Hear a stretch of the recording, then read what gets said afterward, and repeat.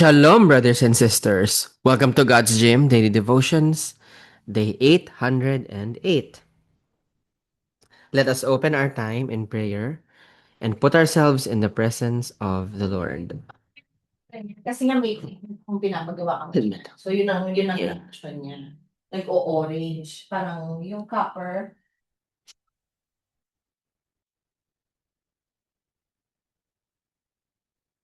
Yeah. Heavenly Father, we come before you today, acknowledging that you are the source of all we need. Forgive us for the times we have allowed worry, ambition, or the noise of this world to distract us from your presence. Open our hearts to hear your word, align our desires with your will, and help us to trust that as we seek you above all else, you will provide for every aspect of our lives. In Jesus' name we pray. Amen.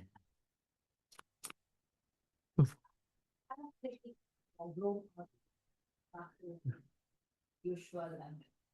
Si Jonas nakita. Today's devotion is entitled The Priority of the Kingdom. And today's passage can be found in the book of Matthew, chapter 6, verse 33, which reads, Seek first the kingdom of God and his righteousness, and all these things will be added unto you. Matthew 6:33 is not merely a suggestion, it is a divine strategy for living. When Jesus speaks of all these things, he is referring to our basic needs, the food, clothing, and security that so often cause us anxiety. The temptation in life is to seek first stability, success, or comfort, hoping that God will be a secondary partner in those pursuits. However, Jesus flips the script. He teaches that when we make the advancement of God's kingdom, His influence, His values, and His love our primary objective, our secondary needs fall under His divine care. Seeking His righteousness means more than just following rules. It is a posture of the heart that desires to reflect His character in everything we do. When we prioritize the King, we stop living in a state of scarcity and start living in the confidence of His provision. Here are some reflection questions to help us let it sink in, or to help it sink in, rather.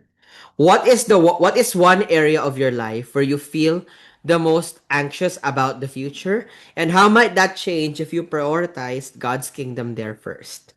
How does the word first challenge your currently daily routine or decision-making process?